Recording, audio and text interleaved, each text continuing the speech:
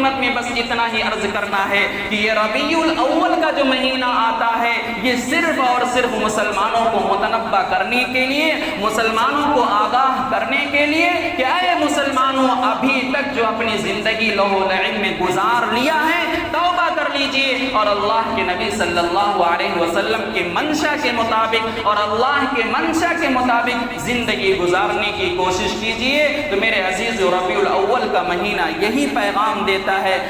اس میں نیکیاں کرنی چاہیے، ذکر و اذکار کرنا چاہیے، تلاوتوں میں اضافہ کرنا چاہیے، نمازوں کی پابندی کرنی چاہیے، درود شریف میں ہدیہ پیش کرنا چاہیے، اضافہ کرنا چاہیے، اور غریب بیواؤں مسکینوں کی مدد کرنے میں زیادہ سے زیادہ آگے بڑھنا چاہیے، اور اپنے گھروں اور گاؤں کا محاسبہ کر کے لوگوں کو سیدھے راستے پہ لانے کی کوشش کرنی چاہیے۔ اور جو بھی کچھ باتیں رہ گئی ہیں انشاءاللہ یہ ربیع الاول کا مہینہ اور ربیع الثانی کے مہینے میں پوری مختصر انداز میں اللہ کے نبی صلی اللہ علیہ وسلم کی مختصر انداز میں زندگی کو بتایا جائے گا اور ان کے واقعات کو بتایا جائے گا، تاکہ الصلاة والسلام على سيد الأنبياء والمرسلين وعلى آله وأصحابه أجمعين، أما بعد فأعوذ بالله من الشيطان الرجيم، بسم الله الرحمن الرحيم،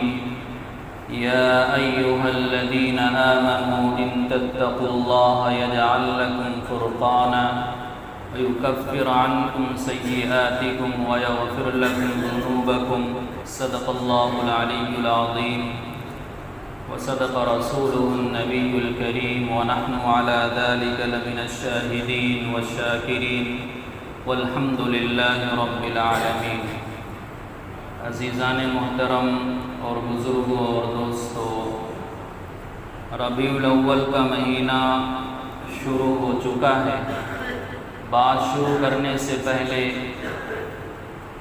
خیر البشر شفیع المذنبین جناب محمد عربی صلی اللہ علیہ وسلم کی شان میں چند اشعار ہیں، اسے ملاحظہ کریں۔ شاعر لکھتے ہیں کہ الہی محبوب کل جہاں کو دل و جگر کا سلام پہنچے، الہی محبوب کل جہاں کو دل و جگر کا سلام پہنچے، نفس نفس کا درود پہنچے، نظر نظر کا سلام پہنچے، اور بساط عالم کی وسعتوں سے، جہان بالا کی رفعتوں سے، ملک ملک کا درود اترے، بشر بشر کا سلام پہنچے، اور حضور کی شام شام مہکے، حضور کی رات رات جاگے، حضور کی شام شام مہکے، حضور کی رات رات جاگے، ملائکہ کے حسنی جلو میں سحر سحر کا سلام پہنچے، اور زبان فطرت ہے اس پہ ناطق، یہ بارگاہ نبی صادق، شجر شجر کا درود جائے، حجر حجر کا سلام پہنچے، اور التجا ہے کہ روز محشر گنہگاروں پہ بھی نظر ہو، یہ التجا ہے کہ روز محشر گنہگاروں پہ بھی التجا ہو، گنہگاروں پہ بھی نظر ہو، شفیع امت کو ہم غریبوں کی چشم تر کا سلام پہنچے، الہی محبوب کل جہاں کو دل و جگر کا سلام پہنچے، صلی اللہ علیہ وسلم۔ ربیع الاول کا مہینہ آغاز ہو چکا ہے۔ عزیزو، حضرت عیسیٰ علیہ السلام کے بعد ہمارے نبی صلی اللہ علیہ وسلم کی تشریف آوری ہوئی۔ اس دنیا میں کم و بیش 1,24,000 انبیاء علیہ السلام تشریف لائے، اور ہر نبی اور ہر پیغمبر اپنی امت کو اللہ سے ڈراتا رہا، اللہ کے پیغام کو بتاتا رہا، اللہ کی طرف بلاتا رہا۔ جو انسان اللہ کی بات مان گیا، نبی کی بات مان گیا، وہ کامیاب ہو گئے۔ کچھ انسان ایسے اس دنیا سے گزرے جنہوں نے حضرت ابراہیم علیہ السلام کا زمانہ پایا، کچھ ایسے انسان گزرے جو حضرت موسیٰ حضرت ہارون کا زمانہ پایا، کچھ ایسے انسان گزرے جو حضرت آدم علیہ السلام کا زمانہ پایا جو سب سے پہلے پیغمبر ہیں، اور کچھ ایسے انسان گزرے جو حضرت عیسیٰ علیہ السلام کا زمانہ پایا۔ اور حضرت عیسیٰ علیہ السلام کو جب اللہ تبارک و تعالی اس دنیا سے اٹھا لیتے ہیں، اپنے پاس بلا لیتے ہیں، تو کافی عرصہ تک ایک لمبا زمانہ گزرا ہے کہ انبیاء علیہ السلام کی تشریف آوری نہیں ہوئی۔ ایسا یہ زمانہ گزر رہا تھا، اتنا خطرناک زمانہ کہ برائی کی حد ہو چکی تھی، ظلم و ستم کی حد ہو چکی تھی، آپس میں لڑائیاں عروج پر تھی۔ کتاب میں ملتا ہے کہ اگر کوئی انسان کسی انسان سے جھگڑتا تھا، لڑتا تھا، تو وہ لڑائی سالوں سال چلا کرتی تھی، سالوں سال کئی برس تک وہ لڑائی ہوا کرتی تھی۔ کوئی کامیاب ہوتا تھا، کوئی ناکام ہوتا تھا، اور جب لڑنے کے ہتھیار ختم ہو جایا کرتے تھے تو جنگ بندی کر دیا کرتے تھے، اور کچھ دن وہ بند کر کے تیاری کیا کرتے تھے کہ ہمیں لڑائی کرنا ہے، اور جب وہ تیار ہو جاتے تھے اکٹھا مال کر لیا کرتے تھے، پھر آپس میں لڑتے تھے، اور یہ لڑائی کافی دنوں تک چلا کرتی تھی۔ اتنا خطرناک زمانہ چل رہا تھا میرے عزیزوں، یعنی کہ یہ کہہ لیا جائے کہ انسانیت سسک رہی تھی، انسانیت پریشان تھی، یعنی کہ ایک ایسا کوئی نبی آئے جو لوگوں کو بتائے کہ اللہ کون ہے، اس دھرتی کو بنانے والا کون ہے، آسمان کو بنانے والا کون ہے، ہوا کون چلاتا ہے، بارش کون دیتا برساتا ہے، یہ تمام چیزیں انسانوں کو بتانے والا کوئی نہ کوئی آئے، اس کی بہت ہی ضرورت پڑی۔ لیکن میرے عزیزوں، مکہ جو شہر تھا وہ تو ظلم و ستم میں اور بھی حد سے گزر چکا تھا، اتنا زیادہ ظلم و ستم کی زیادہ بڑھ چکا تھا کہ اگر کسی انسان کے یہاں، کسی خاندان کے یہاں، کسی گھر میں کسی بچے یا بچی کی ولادت ہوا کرتی تھی تو میرے عزیزوں وہ کیا کرتے تھے، اپنے معصوم بچوں کو وہ قتل کر دیا کرتے تھے، زندہ درگور کر دیا کرتے تھے، زندہ دفن کر دیا کرتے تھے۔ اتنا خطرناک ماحول چل رہا تھا، انسانیت اتنی بگڑ چکی تھی، اور اس سے زیادہ بڑھ کر یہ بات تھی کہ جو کعبہ تھا، بیت اللہ تھا، جو توحید کا ایک مرکز ہے، جو توحید کا ایک منبع ہے، اس توحید کے گھر میں یعنی کہ کعبۃ اللہ میں 360 بت انسانوں نے رکھے تھے۔ اور عجیب بات یہ ہے کہ ہر انسان اپنے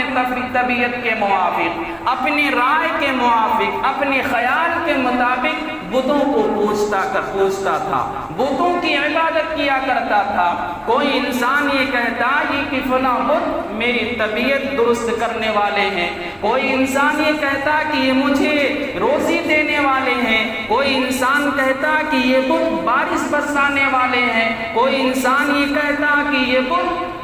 دن اور رات کو لانے والے ہیں۔ اتنی زیادہ بے حیائی اور اتنا زیادہ خرافات پھیلا ہوا تھا، تب جا کر اللہ رب العالمین کو اس انسان پر رحم آیا اور اپنے خزانے میں سے ایک ایسا خزانہ دیا انسانوں کو کہ آئے دنیا تک، آخری قیامت تک اگر انسان اللہ کا شکر ادا کرتا رہے تو اللہ کا شکر ادا نہیں کر سکتا۔ ایک ایسی ذات سے انسانوں کو اللہ نے یعنی کہ اللہ نے عطا فرمایا جس انسان کے آنے سے لوگوں میں انسانیت پیدا ہوئی، جس انسان کے آنے سے لوگوں میں اخلاق و محبت اور پیار و محبت بڑھنے لگا. آپس میں لوگ جاننے لگے کہ ہاں ماں کا مقام کیا ہوتا ہے, باپ کا مقام کیا ہوتا ہے, بھائی کا مقام کیا ہوتا ہے, بہن کا مقام کیا ہوتا ہے. وہ انسان جب آیا تو اس دنیا کا پورا نظام بدل دیا, تبدیل کر دیا. اور وہ ہستی کون ہے میرے عزیزو؟ وہ ہستی جناب محمد عربی صلی اللہ علیہ وسلم کی ذات اقدس ہے. حضرت نبی کریم علیہ السلام کے بارے میں ایک نقطہ یہ بھی سنو کہ ہمارے نبی صلی اللہ علیہ وسلم اللہ کے لاڈلے نبی ہیں, ہر کوئی جانتا ہے. اللہ کے پیارے نبی ہیں, اللہ کے دلارے نبی ہیں. لیکن میرے عزیزو بہت سے ایسے انسان ہوں گے کہ میرے نبی اس وقت سے نبی بن چکے تھے جب حضرت آدم علیہ السلام کا وجود بھی نہیں تھا. حدیث مقدس میں آتا ہے کنت نبیا و آدم بین الماء والطین, یعنی کہ حضرت آدم علیہ السلام مٹی اور پانی کے درمیان تھے, اللہ مجھے نبی بنا چکا تھا. یہ ہمارے نبی صلی اللہ علیہ وسلم کا مقام ہے اور مرتبہ ہے میرے عزیزو. اور یہیں پہ یہ بات اور بھی سنیے, اللہ تبارک و تعالیٰ کا ہم انسانوں پر اتنا احسان ہے کہ ہم اگر احسان کے بدلے میں شکر ادا کرتے رہیں, شکرانے کی نماز پڑھتے رہیں, کبھی بھی ادا نہیں ہو سکتا. ہم جس نبی کی امت میں پیدا ہوئے ہیں اس نبی کی امت میں آنے کے لیے میرے عزیزو انبیاء علیہ السلام کی خواہش ہوا کرتی تھی, تمنا کیا کرتے تھے, آرزو کیا کرتے تھے کہ اے اللہ مجھے آخری نبی جو آنے والے ہیں اس امت میں سے ایک فرد مجھے بھی بنا دے. چنانچہ حضرت موسیٰ علیہ السلام کے بارے میں آتا ہے کہ حضرت موسیٰ علیہ السلام جب گئے کوئی طور پہ بات کرنے کے لیے تو وہاں درخواست ڈالی, عرضی ڈالی کہ اے اللہ آپ کا جو آخری نبی آنے والا ہے, محمد صلی اللہ علیہ وسلم جو آنے والے ہیں, اس نبی کے امتیوں میں سے مجھے ایک فرد بنا دے, اس امتی کا مجھے ایک فرد بنا دے. اب بتائیے میرے عزیزو ہمارا اور آپ کا مقام کتنا بلند ہے, کتنا مرتبہ والا ہے میرا اور آپ کا مقام. مقام نبوت کتنی بڑی چیز ہوتی ہے. اس کائنات میں اللہ کے بعد اس دھرتی پہ اگر کسی کو کوئی مقام اور کوئی ڈگری جو سب سے بڑا اہم رکھتا ہے وہ مقام نبوت ہے. یعنی کہ حضرت موسیٰ علیہ السلام کو مقام نبوت سے عطا کیا گیا, یعنی کہ نبی بنایا گیا, مخصوص پیغمبر اور مخصوص نبی بنایا گیا. اس کے باوجود آرزو کرتے ہیں, تمنا کرتے ہیں اللہ مجھے آخری نبی کا امتی بنا دو. تو اب بتائیے میرا اور آپ کا نصیب کتنا اچھا ہے. ہم نے کوئی عرضی نہیں ڈالی, ہم نے کوئی درخواست نہیں ڈالی کہ اللہ ہمیں آخری نبی کی امت بنا دے, لیکن میرے عزیزو اللہ کا اتنا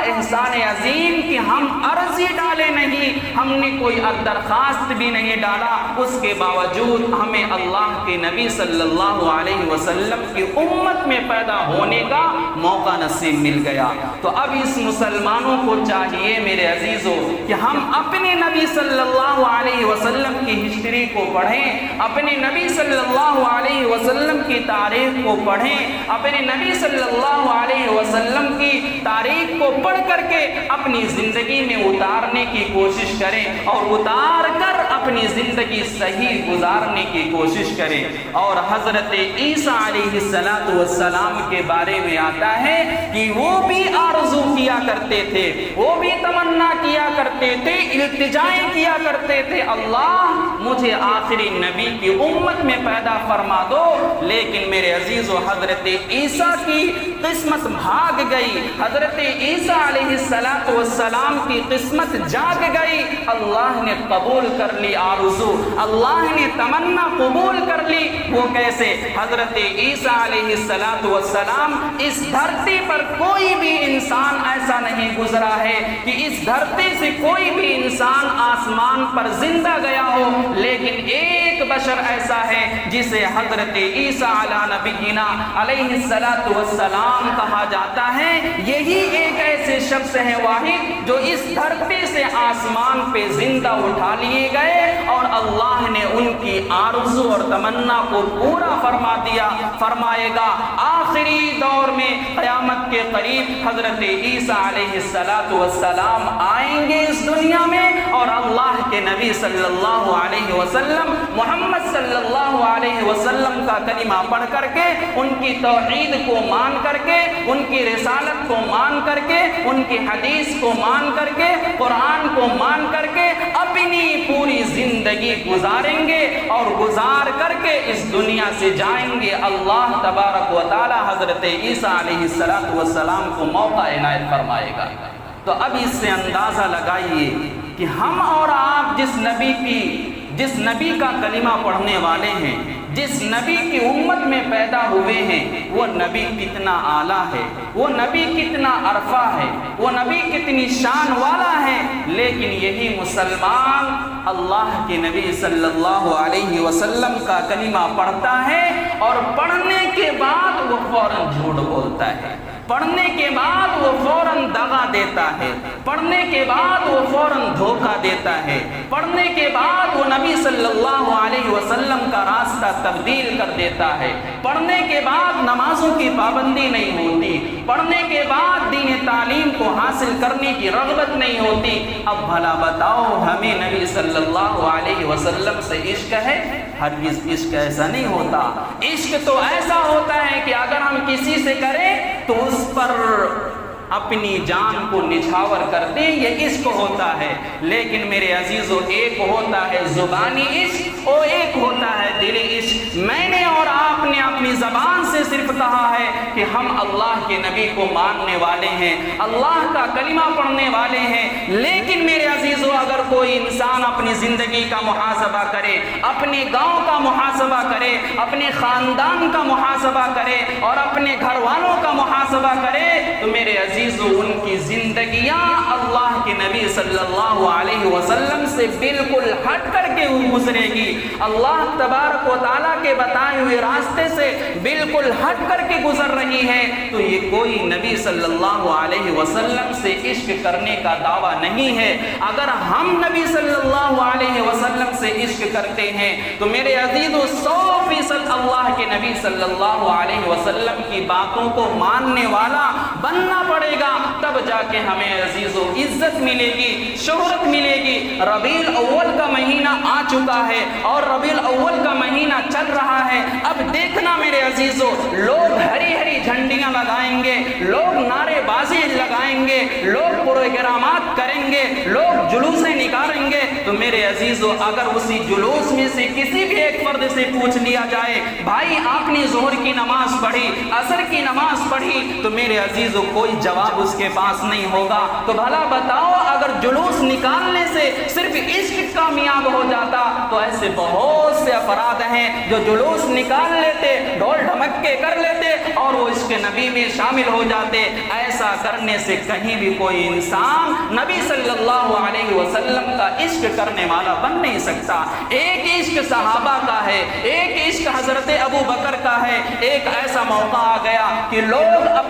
अपने घरों से जो भी चीजें हैं वो लाएं और अल्लाह के रास्ते में कुर्बान कर दें, अल्लाह के रास्ते में डालें। तो हजरत अबू बकर के बारे में आता है कि हजरत अबू बकर रज़ियल्लाहु ताला अन्हु अपने घर को जाते हैं, अपने पूरे घर का जायजा लेते हैं, अपने पूरे घर को खगालते हैं, पूरे घर के साजो सामान को लाते हैं और नबी सल्लल्लाहु अलैहि वसल्लम के सामने रख देते हैं और उसके बाद पेश करते हैं, अल्लाह के नबी सल्लल्लाहु अलैहि वसल्लम ये सामान आपकी खिदमत में हाजिर है। अल्लाह के नबी सल्लल्लाहु अलैहि वसल्लम ताज्जुब से सवाल करते हैं, ऐ अबू बकर, अपने घर में तूने क्या छोड़ा है, अपने घर में तू क्या छोड़ करके आया है? हजरत अबू बकर का तारीखी जुमला सुनिए मुसलमानों, अल्लाह के नेक बंदो। हजरत अबू बकर कहते हैं, ऐ अल्लाह के नबी सल्लल्लाहु अलैहि वसल्लम, हमने अपने घर में ہیں آپ کا نام اور اللہ کا نام چھوڑ کر کے آئے ہیں۔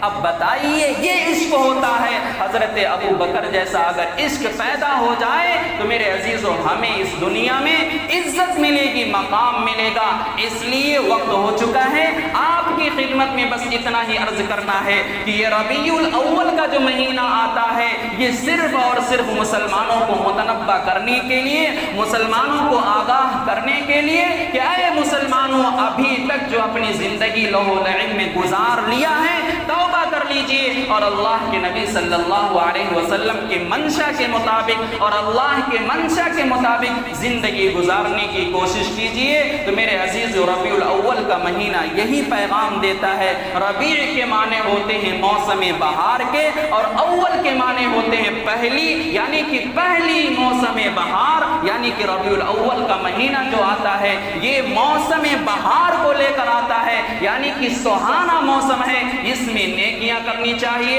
ذکر و اذکار کرنا چاہیے، تلاوتوں میں اضافہ کرنا چاہیے، نمازوں کی پابندی کرنی چاہیے، درود شریف میں ہدیہ پیش کرنا چاہیے، اضافہ کرنا چاہیے، اور غریب بیواؤں مسکینوں کی مدد کرنے میں زیادہ سے زیادہ آگے بڑھنا چاہیے، اور اپنے گھروں اور گاؤں کا محاسبہ کر کے لوگوں کو سیدھے راستے پہ لانے کی کوشش کرنی چاہیے۔ اور جو بھی کچھ باتیں رہ گئی ہیں انشاءاللہ یہ ربیع الاول کا مہینہ اور ربیع الثانی کے مہینے میں پوری مختصر انداز میں اللہ کے نبی صلی اللہ علیہ وسلم کی مختصر انداز میں زندگی کو بتایا جائے گا اور ان کے واقعات کو بتایا جائے گا۔ بارک و تعالیٰ سے دعا ہے کہ یہ جو بات کہی گئی ہے مجھے بھی عمل کرنے کی توفیق نصیب فرمائے اور آپ کو بھی عمل کرنے کی توفیق نصیب فرمائے۔ آمین۔ وآخر دعوانا الحمدللہ رب العالمین۔